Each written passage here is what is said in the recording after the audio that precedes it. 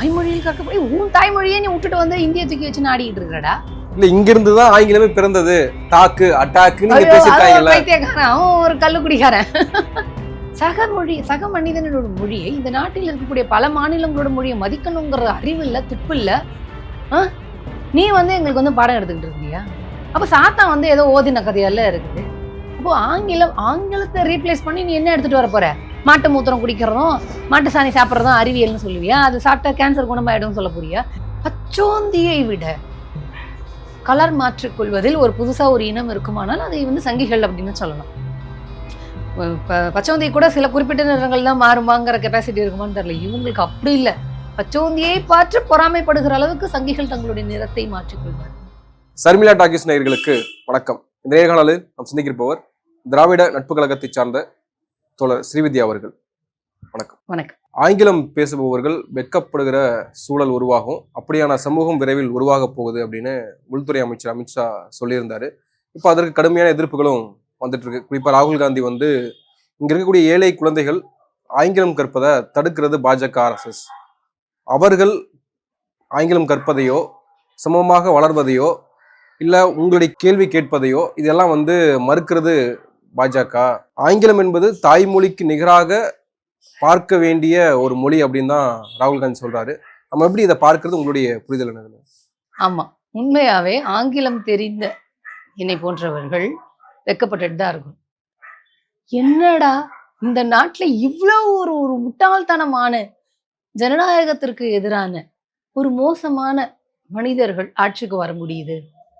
ஒரு பிற்போக்குத்தனமாக பிரதமராலேயே பேச முடியுது. அறிவியலுக்கு புறம்பாக ஒரு நாட்டினுடைய பிரதமர் பேச முடியுது. மத நல்லிணத்திற்கு எதிராக இந்திய மக்களுக்குள்ளேயே சண்டை உருவாக்கக்கூடிய அளவுக்கு, கலவரம் உண்டாக்கக்கூடிய அளவிற்கு ஒரு நாட்டினுடைய பிரதமரே பேச முடியுது. அப்படிங்கிறத பார்க்கும் பொழுது ஆங்கிலம் பேச தெரிந்தவர்கள் நிஜமாகவே வந்து ஷேமா தான் ஃபீல் பண்றோம். இந்த புரிதல் எப்படி வருது?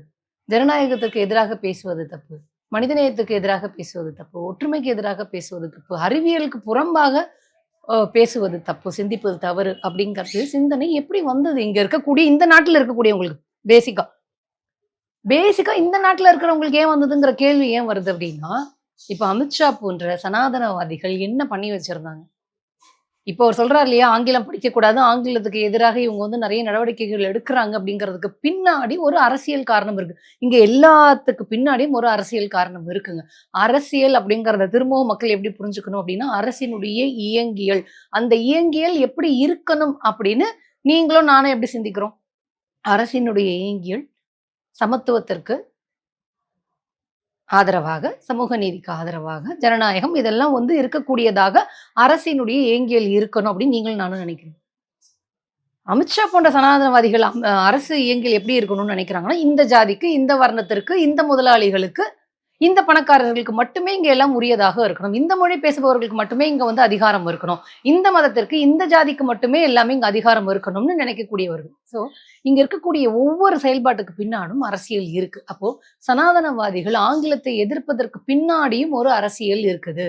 இந்த நாட்டில் இருப்பவர்கள் இது நம்ம வந்து ஏன் சொல்றேன் அப்படின்னா, இந்த நாட்டில் இங்க இருக்கக்கூடிய மக்களை பிறப்பின் அடிப்படையிலேயே நீல படிக்கவே கூடாது அப்படின்னு சொன்னவர்கள் இந்த சனாதனவாதிகள். இப்போ ஒரு வேற மாதிரி சொல்றாரு. அப்பெல்லாம் வந்து படிக்கவே கூடாது அப்படின்னாங்க, நீ சமஸ்கிருதமே படிக்க கூடாதுன்னாங்க, இப்போ நீ இங்கிலீஷ் படிக்காத அப்படின்னு சொல்றாங்க. இல்ல, இந்த நாட்டிற்கு அந்நிய மொழியாக ஆங்கிலம் பார்க்கப்படுது, அதனால வந்து ஆங்கிலம் வேண்டாம், இந்திய நாட்டுக்குள்ள இருக்கக்கூடிய ஒரு மொழியை நம்ம கத்துக்கலாம்.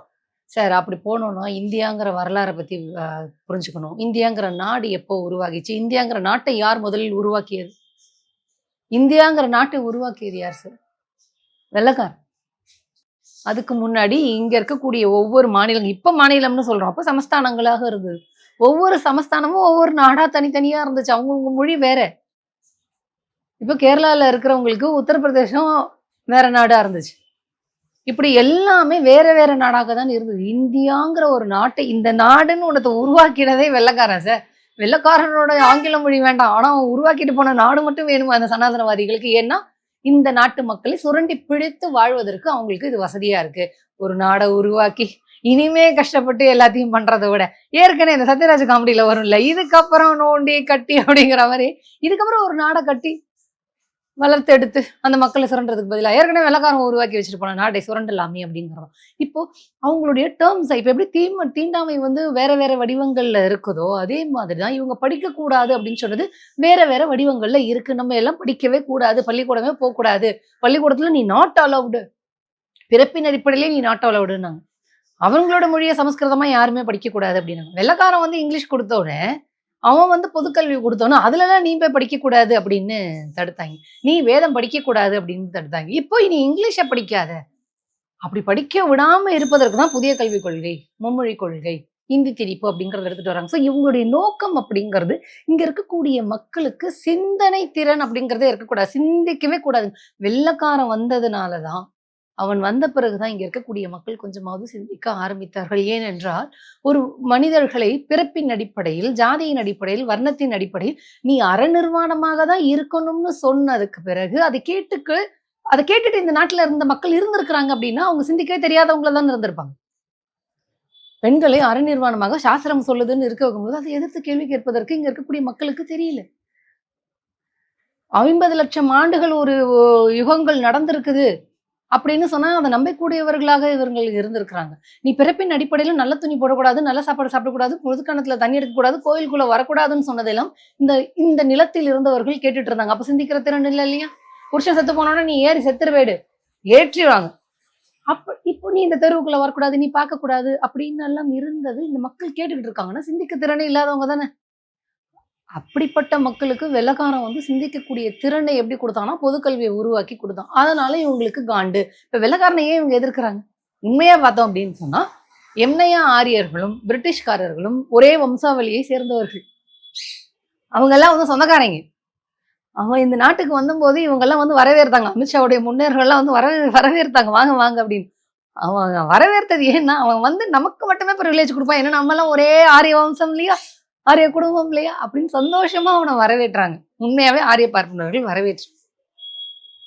ஆனா வந்ததற்கு பிறகு அவன் எல்லோருக்குமான கல்வியை கொடுப்பான் அப்படின்னு சொன்னோட இவங்களுக்கு அதிர்ச்சி ஆயிடுச்சு. அதுக்கப்புறம் தான் பிரிட்டிஷ்காரன் இவங்களுக்கு வந்து எதிரியா போனான். அதனால அவனோட மொழி உங்களுக்கு வந்து எதிரியாகுது. ஆங்கிலம் அப்படிங்கிறது உலக தொடர்பை ஏற்படுத்தக்கூடியது, அறிவியல் சிந்தனையை ஏற்படுத்தக்கூடியது. மிக முக்கியமா கேள்வி கேட்கக்கூடிய சிந்தனையை எப்படி கொடுத்தான்? வெள்ளக்காரன் வந்து அவன் மொழி மூலமா தாங்க கொடுத்தான். நீ என்ன கொடுத்திருந்த எங்களுக்கு? இல்ல ஆங்கிலம் மட்டும்தான் இங்க அறிவா? இந்த நாட்டை வந்து இந்த நிலத்திற்கு வந்து பொதுக்கல்வியை கொடுத்தது ஆங்கிலேயன். அவனோட மொழி ஆங்கிலம். அவன் எங்களுக்கு அந்த மொழியை கொடுத்தான். அந்த மொழியை கொடுத்ததன் மூலமாக எங்களுக்கு ஒரு சிந்தனை ஏற்பட்டது. ஏன் ஆங்கிலம் படிக்கிறோம்னா அவன் கொடுத்த ஆங்கிலத்தின் மூலியமாக நாங்கள் என்ன பலன் அடைந்தோம்னு ஒரு கேள்வி இருக்கு இல்லையா?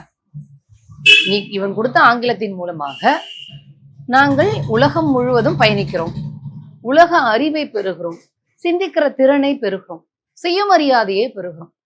ஆங்கிலம் தான் ஏன் இவங்க கேட்கிற கேள்விக்கு பின்னாடி ஹிந்தியை எடுத்துட்டு வரணும், சமஸ்கிருதத்தை எடுத்துட்டு வரணும்னு இருக்கு. நாங்க என்ன கேட்கிறோம் அப்படின்னா, இங்கிலீஷ் படிக்கிறதுனால எங்களுக்கு இவ்வளவு பெனிஃபிட் இருக்கு, ஜெர்மன் படிக்கிறதுனால இவ்வளவு பெனிஃபிட் இருக்கு, ஜாப்பனீஸ் படிக்கிறதுனால இவ்வளவு பெனிஃபிட் இருக்கு, சைனீஸ் படிக்கிறதுனால இவ்வளவு பெனிஃபிட் இருக்கு, ஹிந்தியும் சமஸ்கிருதத்தையும் படிப்பதற்கான பெனிஃபிட் என்ன? இது ஒரு நாடுங்க, இந்த நாட்டுல இருக்கக்கூடிய மொழியை ஏத்துக்க கொள்ளக்கூடாதா அப்படின்னு நீங்க அடுத்த கேள்வி கேட்கலாம். நானே கேள்விக்கிறேன், நானே பதில் சொல்லிடுறேன். உன்னோட மொழியை நான் ஏற்றுக்கொள்ளணும் அப்படின்னா அந்த மொழி எனக்கு என்ன தருது அப்படின்னு. ஒற்றுமைக்காக அப்படின்னு சொன்னா ஒற்றுமைக்காக இந்திய சமஸ்கிருதத்தையும் கத்துக்கணுங்கிற அவசியம் இல்லை. ஏன் இருக்கக்கூடிய தாய்மொழிகள் அறிவை கொடுக்கறது இல்லையா? இப்ப தமிழ்லயே பாத்துக்கலாம். கொடுக்கலை. இல்ல இங்க இருந்துதான் ஆங்கிலமே பிறந்தது, தாக்கு அட்டாக்கு பேசிட்டாங்க. அவன் ஒரு கல்லுக்குடிக்காரன். அதாங்க, அதாவதுங்க உலகத்துல இருக்கக்கூடிய மொழிகள்ல சொற்களுக்கு வேர்ச்சொல் வேற வேற இதுல. இங்கிலீஷ்ல நீங்க நிறைய பாத்தீங்கன்னா இத்தாலியில இருந்து வேர்ச்சொல்கள்லாம் இருக்கும், வேற வேற மொழியில இருந்துலாம் எடுத்திருப்பாங்க. அது மொழியினுடைய வளர்ச்சி. இந்த மொழி தான் நாங்க படிக்கணுங்கிறதுக்காக இப்ப எங்களோட தாய்மொழி தமிழுங்க. ஆங்கிலம் கற்கிறதுனால எங்களுக்கு வந்து ஒரு உலகளாவிய அறிவு கிடைக்குது. நாங்க இன்னும் இன்டர்நேஷனல் லாங்குவேஜ் கூட கத்துப்போம், ஜெர்மன் கத்துப்போம், அரேபியன் கத்துப்போம், சரிங்களா? பல மொழிகள் நாங்க கத்துப்பதற்கு தயாராக இருக்கிறோம். இந்தையும் சமஸ்கிருதத்தையும் நாங்க திணிக்காதன்னு சொல்றோம். இங்க யாரையும் நாங்க கற்றுக்க கூடாதுன்னு சொல்ல வரல, திணிக்காத. ஏங்க அவ்வளோ ஒரு நல்ல மொழி, அதுல வந்து அறிவு கிடைக்கும் அப்படின்னா நீங்க ஏன் சமஸ்கிருதத்தை எல்லாரும் படிக்க கூடாதுன்னு வச்சிருந்தீங்க? வேதத்தில் அவ்வளவு அறிவு புதந்து இருக்குன்னா ஏன் அந்த வேதத்தை எல்லாரும் கற்க கூடாதுன்னு இன்ன வரைக்கும் வச்சிருக்கிறீங்க? இன்னைக்கு எல்லாரும் படிக்கலாமே. இல்லை இல்லை, அரசியலுக்காக மேடைகள் வந்து சொல்பவர்கள் வேறு, அந்த மதத்தை காப்பாதற்குன்னு குருக்கள் இருக்காங்களா, அவங்க கிட்ட போய் கேளுங்களேன். பாலாஜி ஆகிய நான் வேதத்தை கற்றுக்கொள்ள விரும்புகிறேன், கத்துக் கொடுத்துருவாங்களான்னு கேளுங்க. அப்போ அரசியலுக்காக இவங்களுடைய இந்த பச்சோந்திகள் உருவத்தை மாற்றிக்கொண்டே இருப்பார்கள். நான் அதனாலதான் சொல்றேன், நம்ம வீட்டுக்கெல்லாம் வந்து அவங்க வந்து புரோகிதம் பண்ண மாட்டாங்க. இப்ப பண்றாங்க. ஏன் பண்றாங்க? பிழைப்புவாதம், அரசியல், அதிகாரத்தோடு ஒட்டி இருக்கிறது அப்படிங்கிற பல காரணங்கள் அதுக்கு இருக்கு. இவங்க சொல்லக்கூடிய ஹிந்தியும் சமஸ்கிருதமும் எங்களுக்கு எந்த பெனிஃபிட்டும் இல்லை. அறிவியல் பூர்வமாக சிந்தனை திறனை வளர்க்கிறதோ, என்னை வந்து ஒரு ஒரு பரிணாம வளர்ச்சி அடைய வைக்கிறதுக்கோ, என்னோட அறிவியல் சிந்தனை வளர்வதற்கோ அந்த மொழியில் ஒண்ணுமே இல்லை. இந்த நாட்டுக்குள்ளேயே இருக்கக்கூடிய ஒரு மொழி அதை கத்துக்கிட்டு போகக்கூடாதா அப்படின்னா, எங்களுக்கு விருப்பம் இருந்தா கத்துப்போம். அது என்ன நீ ஸ்பெசிஃபிக்கா அந்த 2 மொழியை மட்டும் தூக்கிட்டு வரேன்னு நான் கேட்கிறேன். அந்த 2 மொழியை மட்டும் தூக்கிட்டு வர்றதுக்கு கூடிய காரணம் இல்ல என்ன? தாய்மொழியில தன்னிறைவு பெற்ற பிறகு நம்ம வேற மொழியை கத்துக்கலாம். இங்க இப்ப தமிழ்நாட்டிலேயே பலருமே அந்த குற்றச்சாட்டுகளை முன்வைக்கிறத பார்க்க முடியுதுல்ல. இங்க தமிழ தாய்மொழியா எத்தனை குழந்தைகள் வந்து கத்துக்கிறாங்க, ஒழுங்கா கத்துக்கிறாங்க, தாய்மொழி ஒழுங்கா பேசுறாங்களா பிள்ளைகள், ஆனா ஆங்கிலத்தை கத்து கொடுத்துறாங்க அப்படின்ற ஒரு குற்றச்சாட்டு மேலோங்கி இருக்குல்ல. இதை 2 விதமா பார்க்கலாம். தன்னுடைய தாய்மொழியான குஜராத்தை விட்டு கொடுத்த அமித்ஷாவும் நரேந்திர மோடியும் இதை சொல்லுவது கேள்விக்கூற்று. தாய்மொழியில் கற்கப்படி உன் தாய்மொழியே நீ விட்டுட்டு வந்து இந்திய தூக்கி வச்சு ஆடிக்கிட்டு இருக்கிறடா. முதல்ல அந்த புத்தி உனக்கு தான் இருக்கும். அதனால இப்ப நீங்க தமிழ்ல அதுக்கு பதில் சொல்லலாம். டாபிக் டைவர்ட் ஆகும்.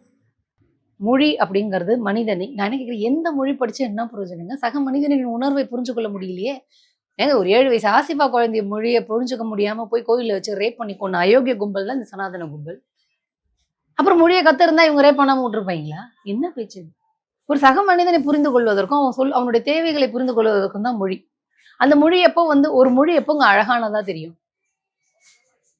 செம்மொழி, அதனுடைய இலக்கியம், இலக்கணம் அதெல்லாம் விட்டு ஒரு மொழி ஒரு மனிதனுக்கு எப்போ அழகா தெரியும்? நாம எப்படி அவங்க கிட்ட நடந்து, இப்ப நான் தமிழ்ல பேசிட்டு ஒருத்தனை போய் கெட்ட கெட்ட வார்த்தையா திட்டிட்டு இருந்தேன்னா அவனுக்கு தமிழ் மீது பற்று வருமா இல்ல வெறுப்பு வருமா?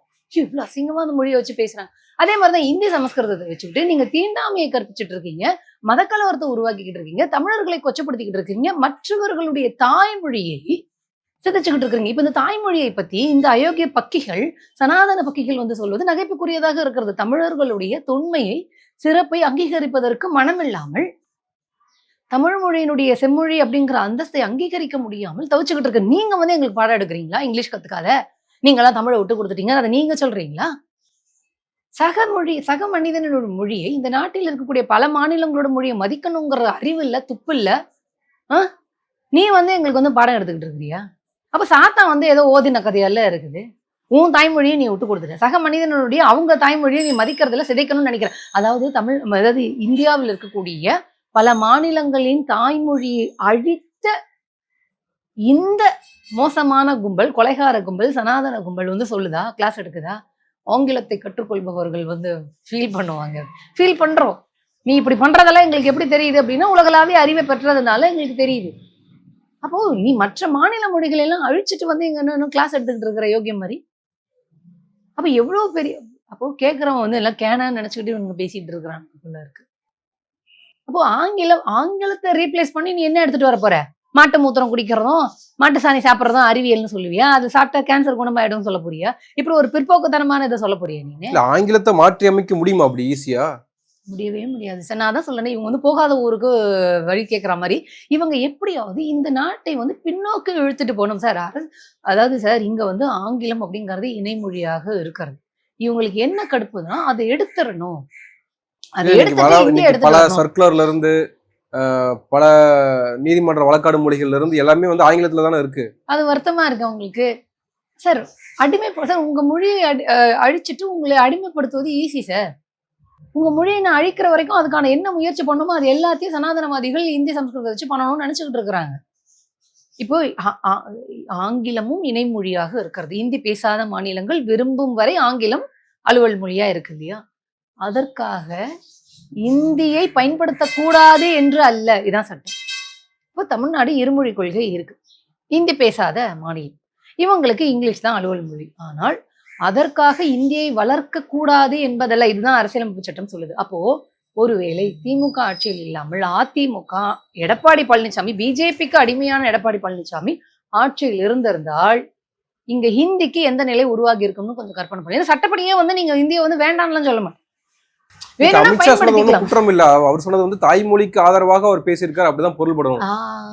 எது தாய்மொழிக்கு ஆதரவா? தமிழுக்கு நிதி ஒதுக்கினது, தமிழர்களுடைய சிறப்பை நிராகரிக்கிறது, கீழடியை அங்கீகரிக்காமல் இருப்பது, தமிழ்நாட்டினுடைய 5300 ஆண்டு கால இரும்பு காலம்ங்கிற தொன்மையை, வரலாற்றை, சிறப்பை நீ அங்கீகரிக்காம இருப்பது, இதையெல்லாம் பண்ணிட்டு ஒருத்த தாய்மொழிக்காக தான் பேசியிருக்காருன்னு சொல்றான்னா அது எவ்வளவு பெரிய ஏமாற்றம்.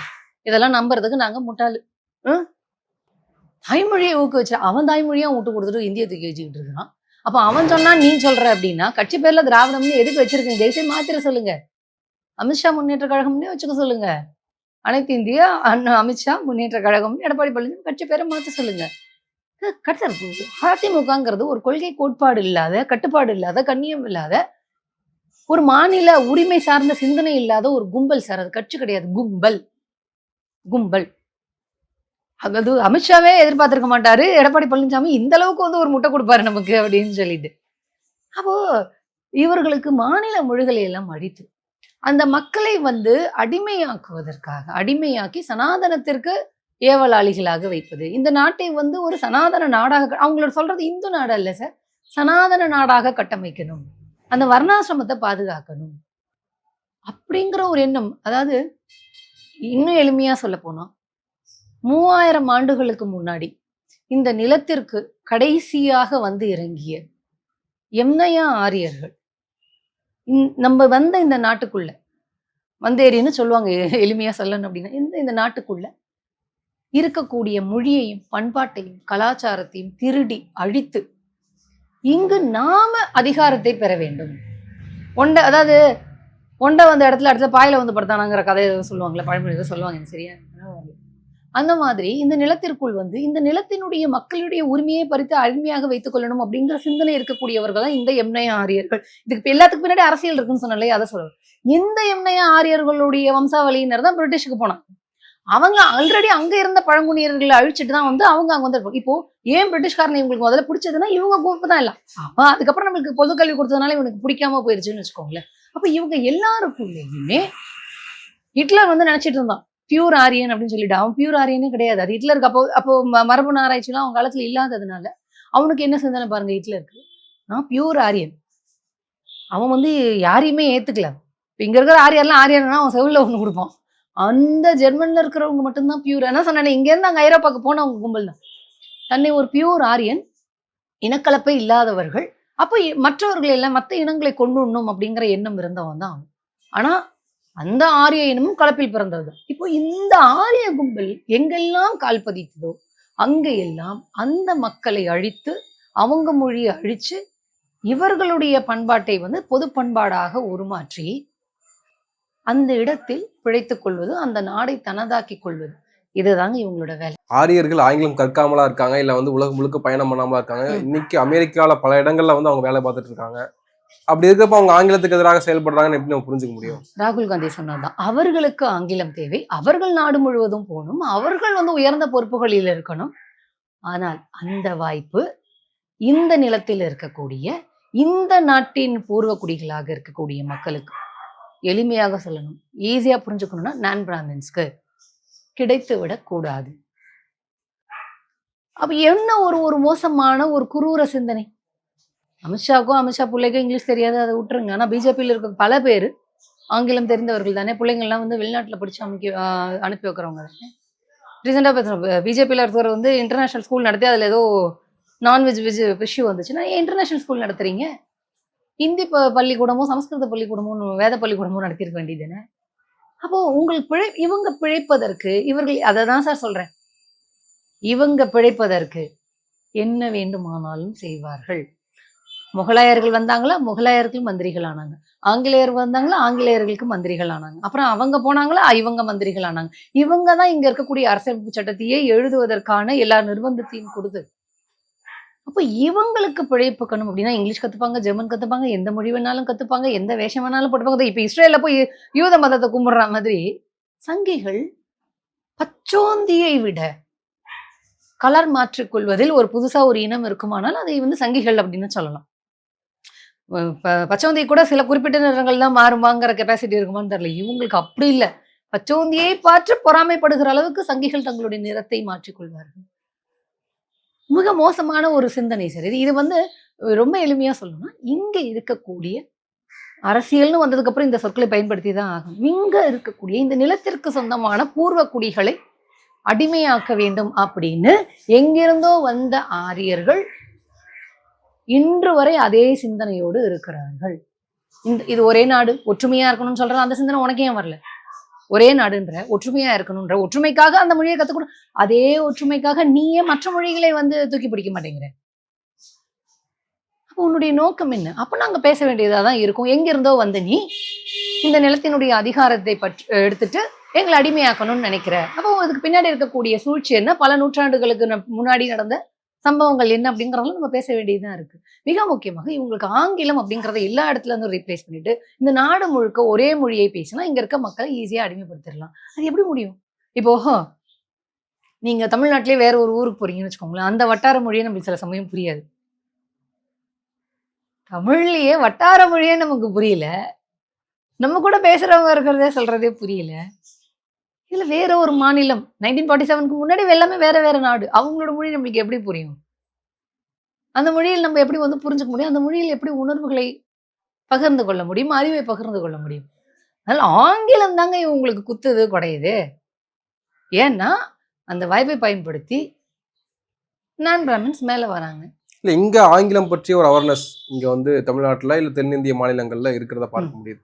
ஆனா ஹிந்தி ஹாட்ல இருந்து ராகுல் காந்தி பேசுற கருத்து இருக்கு இல்லையா, ஹிந்திக்கு நிகராக நம்ம வந்து ஆங்கிலத்தை பார்க்கணும், அது தாய்மொழி நிகராக நம்ம பார்க்கணும் அப்படின்னு சொல்றப்போ அது பேக் ஃபயர் ஆகும் இல்லையா அவங்கள அங்க ஹிந்தி ஹாட்லாண்ட்ல? இல்ல அப்படி, அதாவது பெரியார் சொன்னபோது பெரியாருக்கும் இது சிக்கலை ஏற்படுச்சு இல்லைன்னா சொல்ல. பெரியார் சொன்னபோது பெரியார் எதிர்த்தாங்க இல்லையா, பேரறிஞர் அண்ணா சொன்னபோது எதிர்த்தாங்க இல்லையா, கலைஞர் முத்தமிழ் கலைஞர் சொல்லும் போது எதிர்த்தாங்க இல்லையா.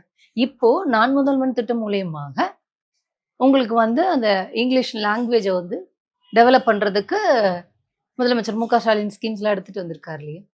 இது எல்லாத்துக்கும் சரி, எந்த ஒரு காலகட்டத்திலையும் ஒவ்வொன்று சொல்லும்போது எதிர்ப்பு கிளம்ப தான் செய்யும். தமிழ்நாட்டில் தந்தை பெரியார் எப்போ சொன்னாரு? 100 ஆண்டுகள் கழித்து தான் ஹிந்தி பெட்ல இதை பேசுறதுக்கு ராகுல் காந்தின்னு ஒருத்தர் போய் பேசுறாரு. அப்போ ஆங்கிலம் கற்றதுனால இருக்கக்கூடிய இடைவெளி பார்த்தீங்களா, நம்ம எங்க இருக்கிறோம், அவங்க எங்க இருக்கிறோம். அப்போ நம்மளுடைய வருத்தம் எல்லாம் ஹிந்தி பெல்ட் நார்த் இந்தியால பெரியார் அங்க இல்லாம போயிட்டாரு, அவங்களுக்கு ஒரு அண்ணா கிடைக்காம போயிட்டாரு, அவங்களுக்கு ஒரு கலைஞர் கிடைக்காம போயிட்டாரு அப்படிங்கிற ஒரு வருத்தம் தான். அவங்களுக்கெல்லாம் கிடைத்திருந்தால் அவங்களே இப்ப நம்மள மாதிரி தானே ஆயிருப்பாங்க. அவங்களுக்கு கிடைக்கல சார். இப்பயாவது ராகுல் காந்தி பேசுறாருன்னா அதை பார்த்து இன்னும் அங்க இருக்கக்கூடியவர்கள் பேசணும். அவங்க இப்போ நம்மளுடைய தாய்மொழியான தமிழை அழிச்சிட்டு அவன் ஹிந்தியை எடுத்துட்டு வரணும்னு நினைக்கிறாங்கிற புரிதல் நம்மளுக்கு இருக்கு, சிந்திக்கிறோம். அந்த ஹிந்தி பெல்ட்ல இருக்கிறவங்களுக்கு உங்களுடைய அவதி, போஜ்புரி அந்த மாதிரி பல மொழிகள் அழிஞ்சிருச்சு இந்தியை கொண்டு வந்ததுனால அப்படின்னு சொன்னா அவங்களுக்கு இன்னுமே புரியல. அதை நம்ம வந்து கேலியா சொல்லல. காரணம் என்னன்னா அவங்களுக்கு இந்த ஆங்கிலம் அப்படிங்கிற மொழி கிடைக்காம போனதுனால பிற மாநிலங்களுடைய அவங்களால வந்து புரிஞ்சுக்க முடியல. பிற மாநிலங்கள்ல எப்படி இருக்கிறாங்க, அவங்க எப்படி டெவலப் ஆயிருக்கிறாங்கிறது தெரியல. இதுல எங்க இருந்து அமெரிக்காவெல்லாம். அப்போ அட்லீஸ்ட் பெரியார் மாதிரி அங்க யாரோ ஒருத்தர் வரணும். ஹிந்தி பெல்ட் ராகுல் காந்தி பேக் ஃபயர் ஆகுதுன்னா அந்த நிலைமையில் இருக்கிறாங்க சார் மக்கள். சிந்தனை திறனற்று இருக்கும் பொழுது நீங்க எது சொன்னாலும், சிந்தனை திறன் இல்லாத போது இங்கிலீஷ் மெடிசனை சாப்பிட்றதுக்கே யோசிச்சாலுங்க தானே. நம்ம இப்பயுமே கொரோனா வைரஸ் போடுறோம் ஐயோ அப்படின்னு யோசிக்கக்கூடியவர்கள் இருக்கிறாங்க இல்லையா. அந்த மாதிரி எப்பொழுதுமே இந்த மாதிரி எதிர்ப்புங்கிறது கிளம்பும். ராகுல் காந்தி கரெக்டா சொல்லியிருக்கிறாரு, உண்மையை சொல்லியிருக்கிறாரு, கரெக்டா பாயிண்ட் அடிச்சிருக்கிறாரு. நான் பிராமின்ஸ் முன்னேறுவது சனாதன கும்பல் RSS BJPக்கு பிடிக்கல, அதனால இங்கிலீஷ் நீங்க படிங்க, இந்தியாவை ரீப்ளேஸ் பண்ண சொல்லி ஹிந்திக்கு இணையாக ஆங்கிலம் படிங்க அப்படின்னு சொல்லியிருக்கிறாரு. ஸோ அதே தான் நம்மளும் பண்றோம். அவங்க இப்பதான் அவங்க கிட்ட இப்பதான் சார் அதுவே போயிருக்கு. நம்ம அதை சிந்திச்சு பயன்படுத்த ஆரம்பிச்சு வளர்ந்தே இருந்துட்டோம். அதனால ஆரிய கும்பல் எப்பொழுதும் காலம் காலமாக இந்த விஷ புத்தியோடய தான் இருக்கும். அதனாலதான் இங்கிலீஷ் படிக்காதீங்க அப்படின்னு. உனக்கு வரலன்னா அதுக்கு நாங்க என்னடா பண்ண முடியும்? ஏதோ ஒரு இடத்துல சிவாஜி படம் சொன்னா நல்லா இருக்காது. வாரிசு அரசியல்னு சொல்லும் போது ஒண்ணு சொல்லுவாங்க, உனக்கு பிறக்கலன்னா என்ன பண்ண முடியும் அப்படிங்கிற மாதிரி. உனக்கு இங்கிலீஷ் வரல, இவதான் இருமொழி கொள்கை வச்சிருக்க, நம்ம ஆளுங்களுக்கே இங்கிலீஷ் வரல நம்ம பேசிட்டு இருக்கோம். சீக்கிரம் 2 லாங்குவேஜ் இது பண்ணிக்கோங்க, டெவலப் பண்ணிக்கோங்க அப்படின்னு நம்ம சொல்றது இன்னும் வளர்ச்சி அதிகப்பரிக்கும் அப்படிங்கறதுனால. இது மேல இன்னும் நீங்க வந்து லாங்குவேஜ் இம்போஸ் பண்ண ஒருத்தவங்களோட பர்ஃபார்மன்ஸ் வந்து குறையும் சார். இருமொழி கொள்கை அப்படிங்கிறது அறிவியல் ரீதியாக போதும். நீங்க இன்னும் ஆட் ஆன் பண்ண நம்மளோட எபிலிட்டி வந்து டிஸ்டர்ப் ஆகிறதுக்கு, நம்மளுடைய பர்ஃபார்மன்ஸ் குறையறதுக்கு வாய்ப்பு இருக்கு. ஸோ அதனால சில பேருக்கு வந்து பை நேச்சர் அவங்களுடைய மூளையினுடைய தன்மையே வந்து பல மொழிகள் கத்துக்கொள்ளக்கூடியதுல இருக்கும். பட் ஆவரேஜா 2 மொழி போதும். அதனால அது வரல அவங்களுக்கு. ஒரு சார் அவங்க தாய்மொழியே விட்டு குடுத்துட்டாங்க சார். இதுக்கு மேல இவங்கள பத்தி என்ன பேசணும்? நன்றி, நிறைய விஷயங்களை பகிர்ந்துக்கிட்டீங்க. உங்க நேரத்துக்கு மிக்க நன்றி. நன்றி.